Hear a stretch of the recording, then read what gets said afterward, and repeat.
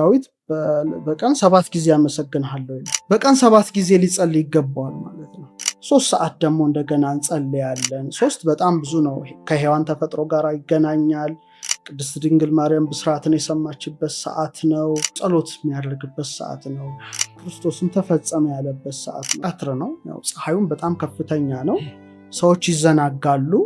ትንሽ ጥቃት ይደርስባቸዋል ማለት ሰው ሲፈዝልኝ ነው በፀሐይ ሙቀት የሆነ ክፉ ነገር ሊያስብ ይችላል። ስለዚህ ተነስቶ በጸሎት ይቋቋመዋል እንደማለት ነው። ሲጀመር መች ተጠቅመንበት እናውቃለን? አብዛኛው ጥቂቶቹ እኮ ነው ተጠቅመውበት የሄዱት። ምንም እኮ ሰው እኮ ከተሰጠው ጸጋ እኮ ተጠቅሟል ማለት እኮ አይቻልም። ፍጹማን ቁጥሮች 4 ናቸው። አንደኛው 3 ነው፣ ሁለተኛው 7 ነው፣ ሶስተኛው 10 ነው፣ አራተኛው 12 ናቸው። እነዚህ በጣም ፍጹማን አቅማራት ምንላቸው ናቸው። ፍጹማን አቅማራት ይባላሉ። አቅማራት ናቸው። ፍጹማት አቅማራት ፍጹም የሆኑ ቀመሮች ማለት ነው። ስለዚህ 7 በእነዚህ መካከል ያለ በጣም ትልቅ ነገር እንደሆነና እግዚአብሔር በፍጡራን ውስጥ እንዴት እንዳስቀመጠው ማየት ያስፈልጋል። ለምሳሌ ለሙሴ ትልቅ ነገርን ያሳየዋል እግዚአብሔር። ሲና ተራራ ላይ ያወጣውና መቅረዝን ያሳየዋል። ያ መቅረዝ ማለት በዓለም መላእክትም ብንበለው በዓለም ፍጡራን ወደዚህም በላይም ወደ ታችም በረቂቃኑም ዓለም በግዙፋኑም ዓለም ውስጥ ያለ ኮድ ነው። 7 መቅረዝን ያሳየዋልና በዛ አምሳል ስራ ይለዋል። 7ቱ ማለት ብዙ ነገሮች ናቸው። ዕለታትን ይወክላሉ። ዓለም የምትመራው በ7ቱ ዕለታት ነው። ያ ብቻ ሳይሆን በእኛ ባህሪ ውስጥ ያሉትን 7ቱን ነገሮችም ይወክላሉ። ቅድም የጠቀስኳቸው በተጨማሪ ሰውን ሰው የሚያሰኘው መክብበ ሕዋሳት የተባለው እፍ የሚባል እስትንፋስ የተሰጠው የሰው ልጅ ፊቱ ነው አይደል? ለምሳሌ ሮዳስ መታወቂያው እጁ አይደለም፣ እግሩም አይደለም፣ ሆዱም አይደለም። የሚታወቀው ፊቱ ነው። ግጻዌ ይባላል። ይሄ ማለት መክብበ ሕዋሳት እንለዋለን። በእኛ የሰው አንገቱ በላይ ያሉ ናቸው። እነዚህ 7 ነገር አምላክ አሳርፎባቸዋል። 2 አይን አለው፣ 2 ጆሮ አለው፣ 2 የአፍንጫ ቀዳዳ አለው፣ አፍ አለው። እነዚህን ስደምራቸው 7 ናቸው። ጠቢቡ ሰሎሞን ምን ይላል? ጥበብ ሐነጸት ላቲ ቤተ፣ ጥበብ ለራሷ ቤትን ሰራሽ ካለ በኋላ ወአቀመት ላቲ 7 አዕማደ፣ 7 ምሰሶችን አቆመች ይላል። እንደ ፒላርስ ናቸው ማለት። እነዚህ 7 ምሰሶች ማለት ልክ በ7ቱ ብሩሃን አካላት ለምሳሌ 7ቱ መገብተ ዕለታት የምንላቸው ፀሐይና ጨረቃ አሉ፣ የምናውቃቸው ናቸው። 5ቱ ፕላኔቶች አሉ በሰው የሚታዩ። ሜርኩሪ ይታያል፣ በእኛ አጣርድ እንለዋለን። ቪነስ ትታያለች፣ ዝሁራ እንላታለን። ማርስ ይታያል ከነቅላቱ፣ መሪህ እንለዋለን። መሽተሪ ጁፒተር ይታያል ከነግዝፈቱ። ዙሃል ሳተርን ከነ ሪንጓ ምትታይና። ስለዚህ እነዚህ 7ቱን የሚወክሉ ወይም በ7 ፊደላት የተወከሉ ጥበብ 7 ነገሮችን አስቀምጦልናል። አሁን እዚህ የሰው ፊት ላይ ራሱ እነዚህን ኮዶች ሰንጠቅ አድርገን ስናወጥ በደንብ ነገሩ ድብዝዝ ያለው እየተገለጠልን ይወጣል። ለምሳሌ ጥጥ አለ። ጥጥ ውስጥ ጥፍጥሬ ያለ አንዲት ሴት ጥፍጥሬውን ስታወጣ ጥጡ ጥሩ እየሆነ እንደሚሄድ ማለት ነው። አሁን 2 አይን፣ 2 ጆሮ፣ 2 የአፍንጫ ቀዳዳና አፍን ስንመለከተው አምላክ የሰራልን 7ቱን መዋቅር ስናየው በእነዚህ ውስጥ ቅድም የጠቀስኳቸውን እሳትን፣ ውሃን፣ ነፋስ፣ መሬትን፣ ልብን፣ ቃልን፣ እስትንፋስን ማግኘት የተለመደ ነው። ለምሳሌ አይንን እንመልከተው። አይን ከብርሃን ጋር ተገናኝቶ ነው አንድ ነገር ማየት የሚችለው። ስለዚህ ከ4ቱ ባህሪያት እሳትን ይወክላል ማለት ነው። እሳትን ይወክላል። እሳት ከብርሃን ጋር ስለሚነጻጸር ነው። ቀጥሎ ከአይን ዝቅ ብለን አንፍ ይባላል። አፍንጫ ነው። ይሄ ደግሞ አየርን ይወክላል ወይም ነፋስን ይወክላል። ትተነፍስበታለህ ማለት ነው። ቀጥሎ ውሃና መሬት ናቸው። ውሃና መሬት ደግሞ ጠጣሩንም ፈሳሹንም የሚወስደው አፍ አለ ማለት ነው። አሁን ይሄም እንስሳውም አለው፣ ግን የተለየው የሰው ልጅ ውሳጣዊ አእምሮ አለው። ከእንስሳቱ የተለየ ልብ አለው፣ ቃል አለው፣ እስትንፋስ አለው። ስለዚህ 7ቱን ነገሮች አምላክ እዚሁ ጋር አሳርፎበታል ማለት ነው። ስለዚህ 4ቱን ባህሪያተ ስጋና 5ኛ ባህሪየ ነፍስን እናውቃለን ማለት ነው። ጭንቅላትህ ራሱ ክብ ነው፣ ሰርክል ነው፣ መንፈሳዊ ነው። ጥፍጥፍ ወይም 4 እንትን አይደለም።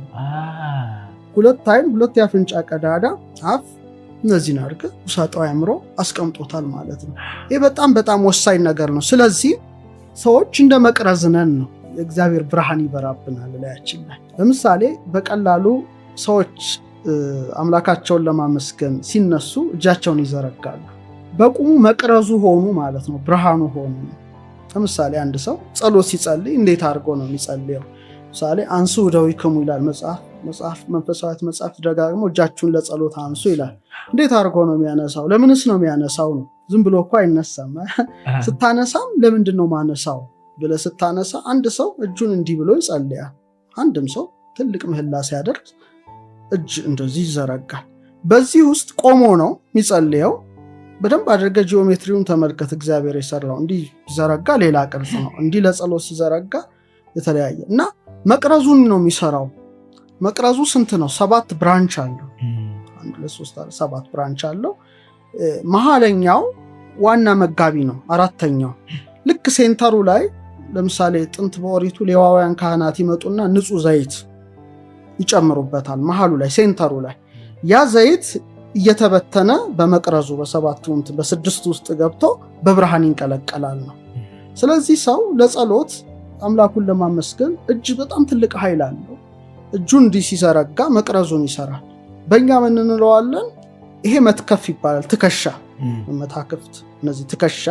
ከትከሻው ይሄ ደግሞ ሁለቱ ኩርና ወይም ክርን እንለዋለን። ይሄ ደግሞ ሁለቱ ለምሳሌ ከዚህ እስከዚህ 1 ነው፣ ከዚህ እስከዚህ 2 ነው። 3ኛ የሚዘረጋው መዳፉ ነው፣ ራህት ይባላል። እነዚህ ይሄንን ብትመለከተው 1 ነው፣ እዚህ ጋር 2 ነው፣ 3 ነው ማለት ነው። 6 ሆነ ማለት ነው። ስለዚህ እንዲህ ብሎ ይዘረጋል ነው። ፊደል ሃን ይሰራል። ይፈልግ ሃ ራሱን ችሎ እና ይዘረጋል። መሃሉ ደግሞ ድማህ ከምንላት ሴንተር ጀምሮ እስከ ታች ድረስ ቆሟል። እንደ መቅረዙ ሴንተር ማለት ነው።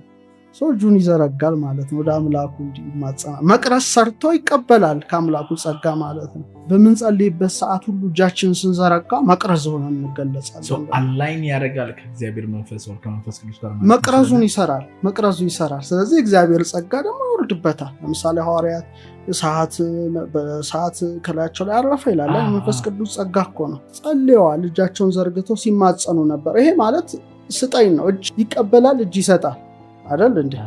ከአምላክ ይቀበላል። ሲባርክ ደግሞ እንደዚህ ሲጭን በረከትን ያስተላልፋል። ስለዚህ መቅረዙን ሰራ ማለት ነው። 1 2 3 1 2 3 መሃለኛው የመሃለኛውን መቅረዝ ሰርቷል። አንድ ሰው 7 ነገሮችን ውስጡ አምላክ ስላኖረበት በቀን 7 ጊዜ ሊጸልይ ይገባዋል ማለት ነው። ጸሎት ጊዜያት 7 ናቸው። ዳዊት በቀን 7 ጊዜ አመሰግንሃለሁ ይላል። ስለዚህ ግዴታው ነው። አንድ ሰው መች ሰዓቱ አለ ወይስ? ጠዋት ይጸልያል። በኢትዮጵያ አቆጣጠር እንግዲህ 3 ሰዓት ይጸልያል። ጠዋት ማለት ስንት ሰዓት? 11 ሰዓት ከእንቅልፉ ሲነሳ ማለዳ ላይ 1 ሰዓት ልንለው እንችላለን፣ ከ12 እስከ 1 ሰዓት። ምክንያቱም ሌሊቱን ያን ሁሉ ጨለማ ብዙዎች እዛው በተኙበት አንቀላፍተዋል እና ይሄ ብርሃን ሰጥቶሃል። አዳምም የተፈጠረበት ሰዓት ነው ጠዋት። 3 ሰዓት ደግሞ እንደገና እንጸልያለን። 3 በጣም ብዙ ነው። ከሔዋን ተፈጥሮ ጋር ይገናኛል። ቅድስት ድንግል ማርያም ብስራትን የሰማችበት ሰዓት ነው። 3 ሰዓት ደግሞ ጌታችንም የተገረፈበት ሰዓት ነው። በድጋሚ ለሐዋርያትም መንፈስ ቅዱስ የወረደበት ሰዓት ነው። 6 ሰዓት ሲል ቀትር ነው። ፀሐዩም በጣም ከፍተኛ ነው። ሰዎች ይዘናጋሉ፣ ትንሽ ጥቃት ይደርስባቸዋል። ማለት ሰው ሲፈዝልኝ ነው በፀሐይ ሙቀት የሆነ ክፉ ነገር ሊያስብ ይችላል። ስለዚህ ተነስቶ በጸሎት ይቋቋመዋል እንደማለት ነው። ክርስቶስም የስቅለት ሰዓት ነው እንደ ክርስትናው 6 ሰዓት ወሳኝ ነው። 9 ሰዓትም እንደዚሁ ጸሎት የሚያደርግበት ሰዓት ነው። ክርስቶስም ተፈጸመ ያለበት ሰዓት ነው። ሌላው ሰርክ ነው። ሰርክ የመጨረሻ የምጽአት ምሳሌ ነው። ከዛ ደግሞ ምሽት ላይ ይጸልያል ሰው ወደ አልጋው ከመሄዱ አስቀድሞ የሰላም እንቅልፍ። ሌላው መንፈቀ ሌሊት ይነሳል። ብቻ ምንድነው 7 እንትኖችን ሊፈጽም ይገባዋል ነው። አሁን ለአምላኩ እጁን ሲዘረጋ 7 ነገሮች ይተባበራሉ። አይተናል አሁን በደንብ ትከሻውን፣ ከትከሻው እስከ ክርኑ፣ ከክርኑ እስከ መዳፉ ድረስ ያለው 7 ነው። ሲሰግድም 7 ነገሮች ነው መሬት መንካት ያለባቸው። ለምሳሌ አንድ ሰው ሲሰግድ 7 ነገሮቹ ነው ስራ የሚሰሩት። 1 2 እግሮቹ አይደል እንዴ መሬት ይነካሉ። 2 ጉልበቶቹ መሬት ይነካሉ። 2 እጆቹ መሬት ይነካሉ። 6 ግንባሩ መሬት ይነካል ማለት ነው። 7 ነገሮችን ይስተካከላል ማለት ነው። ይሄ አምላኩ የአምልኮ ስግደት ያቀርብበታል ማለት ነው። ስለዚህ 7 ነገሮች በጣም ትልቅ ጉዳይ ነው አሁን እያነሳን ያለ ነው። ስለዚህ ሰዎች በራሳቸው መቅረዝ ሆነው ብርሃን ከሆኑ 7 ሀብታት ከእግዚአብሔር ይሰጣቸዋል ነው ቅዱስ መጽሐፍ በተለይ ኢሳይያስ 11:3 ላይ እነዚህን 7 ሀብታት ያነሳል። መንፈሰ ጥበብ የሚለው አለ፣ የጥበብ መንፈስ ነው። ሁለተኛው መንፈሰ አእምሮ የእውቀት መንፈስ፣ ሶስተኛው መንፈሰ ኃይል የማድረግ መንፈስ፣ አራተኛው መንፈሰ ምክር ይላል፣ ምክር ጥሩ ምክር የምታውቅበት መንፈስ ነው። አምስተኛው መንፈሰ ልቡና ማስተዋል ይደርሳል። ስድስተኛው የእውነት መንፈስ፣ ሰባተኛው መንፈሰ ፍርሃተ እግዚአብሔር እግዚአብሔርን የመፍራት መንፈስ። እነዚህ 7ቱ በጣም በጣም ወሳኝ ነገሮች ናቸው። እግዚአብሔርን ብርሃን በላያችን እንዲበራ መቅደሱ ለመሆን ማለት ነው፣ ለመሰራት። ስለዚህ የኢትዮጵያ ሊቃውንት ትልቁ ማለት በጣም የከበረው እውቀት ላይ የደረሱ ሰዎች ይህን ነገር ጠቅልል አድርገው የሚያዩበት አንድ የቅዱስ መጽሐፍ ክፍል አላቸው። ይኸውም ዘካርያስ ትንቢት ላይ ምዕራፍ 3 ቁጥር 9 ላይ ምን የሚለው አለ? በዲበ አሐቲ እብን 7 አዕይንት ይላል። በአንድ ድንጋይ ውስጥ 7 አይኖች አሉ ይላል። እና ምንድን ነው ሁሉን እንደ አዲስ እፈጥራለሁ ይልና ግን በአንድ ድንጋይ ውስጥ 7 አይኖች አሉ ብሎ ይጽፋል። አሁን የኢትዮጵያ አባቶቻችን መምህራኖቻችን የጥንቶቹም በጻፏቸው ብራና መጻሕፍትን ስንፈትሽ እንግዲህ በዛ ውስጥ እንደኖረ ሰው ነው የምናገረው። ምክንያቱም ልምድ አዋላጅ አይደለሁም፣ በዛ ውስጥ የኖርኩ ሰው ነው። እና ትልልቅ መጻሕፍት አሉ በዚህ ዙሪያ የተጻፉ እና ምን ይላል? አንደኛው ሳነበው እብንሰ አነ ገብርከ ይላል። ድንጋዩ እኔ አገልጋይ ነኝ ይላል ጸሐፊ፣ ኢትዮጵያዊ ጸሐፊ። አሁን ተመልከት፣ በአንድ ድንጋይ ላይ 7 አይኖች አሉ ብቻ ብሎ ነው የዘጋው። እና ሊቁ ምን አለ? እብንሰ አነ ገብርከ፣ ድንጋዩ እኔ አገልጋይ ነኝ።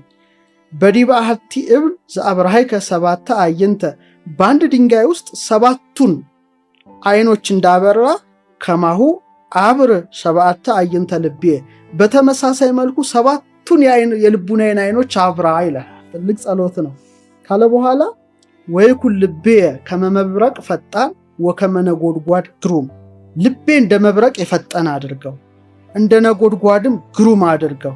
በቁልፈታቴ ጅማቴ የታሰረ በድንቁርና በጨለማ የታሰረውን ፍታው አምላኬ እያለ ልዑል እግዚአብሔርን ይማጸናል ነው። በጣም ወሳኝ ጉዳይ ነው። ስለዚህ እነዚህ 7ቱ አዕይንተ አልባብ ያላቸው እግዚአብሔር ለሰው የሰጣቸው ትልልቅ ነገሮች የራሳቸው ቦታ አላቸው። በቀመር ደረጃ ወደ 103 ይጠጋል። ቀመር አለ የራሱ ጉዳይ እና መጨረሻ ደረጃ ላይ የደረሰ ሆተ አእምሮ፣ የአእምሮ ደጃፍ ሄኖክ የተገለጸለት ደጃፍን ያውቀዋል ነው።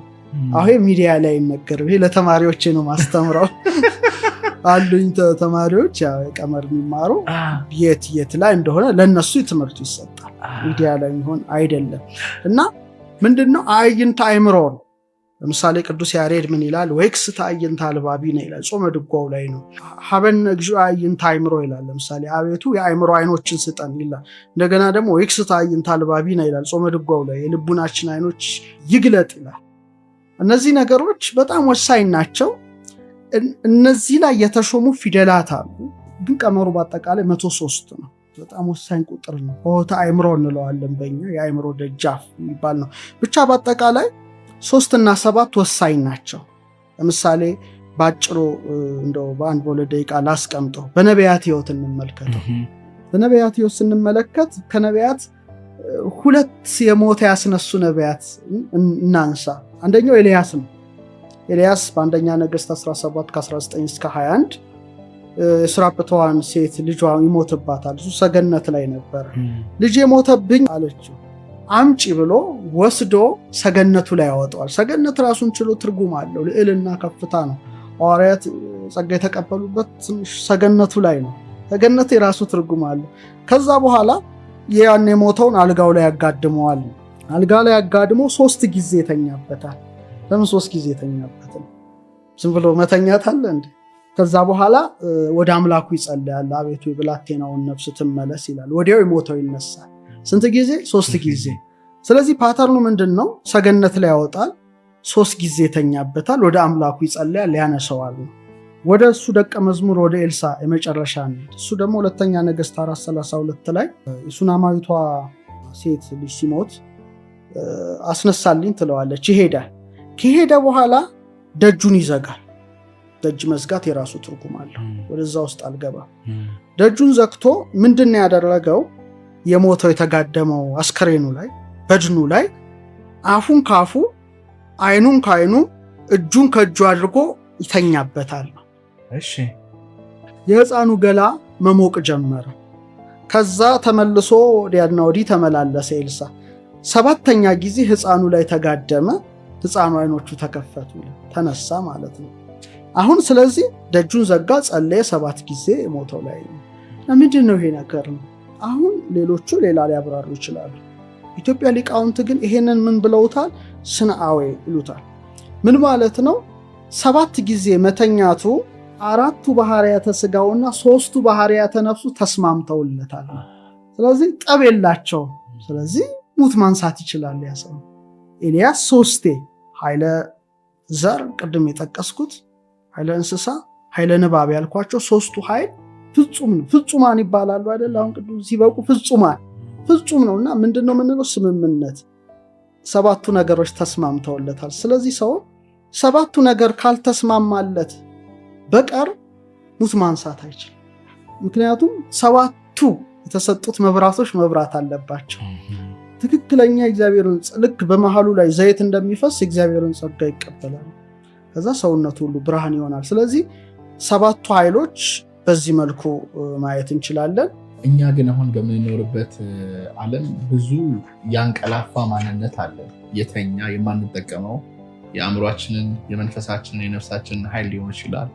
ከዛ ጋር ማገናኘት እንችላለን። የተኛ ነገር ስላለን ማለት ነው። ሲጀመር መች ተጠቅመንበት እናውቃለን? አብዛኛው ጥቂቶቹ እኮ ነው ተጠቅመውበት የሄዱት። ሳይንሱ እንኳን እኮ ጨንቆት ጃንክ ዴኒ ወደ ማለት የተሸጋገረው ምንም እኮ ሰው እኮ ከተሰጠው ጸጋ እኮ ተጠቅሟል ማለት እኮ አይቻልም። ምን ያህል ጸጋ ምን ያህል ኃይል እግዚአብሔር እንደሰጠንም ሲጀመር ማወቁ ራሱ እኮ አንድ እውቀት ነው። እና መኖሩን ሳታውቅ አንድ ሀገር እንዴት ልትናፍቅ ትችላለህ? አሜሪካ ልሂድ እኮ የምትለው እኮ አሜሪካ መኖሯን ስለሰማ ነው አይደል? ስለዚህ መጀመሪያ ግንዛቤ መኖር ይገባዋል። ከዛ በኋላ አምላክን መለመን፣ ወደዛ የሚያደርሱ ነገሮች መሄድ ነው። ግንዛቤ ግን ለምንድን ነው የጠፋው? አሁን እዚህ ጋር ስታብራራ በጣም ጠለቅ ያለ ነው፣ ዲፕ ነው። እውነት እንዳለው ማንም ምንም የማያውቅ ሰው እንኳ ቢያይ መገንዘብ ይችላል። ግን ለምንድን ነው አዌርነሱ ወይም ግንዛቤው ሊርቀን የቻለው? እንግዲህ ገንዘብና ግንዛቤ ይለያያል። ምንድነው በአጭሩ ባለፈውም ለማስቀመጥ ሞክሬያለሁ። እግዚአብሔር 3 የማሰቢያ አካላት ሰጥቶናል። አንደኛው ይሄ ነው፣ ገት አካባቢ ነው፣ ኩላሊት ያጤሰው ይባላል። ሁለተኛው ልብ ነው፣ ልብ ያመላለሰው ይላል። 3ኛ ናላ ያወረሰው ብሬን ነው። ስለዚህ 3ቱ ማለት ባጃጅ በለው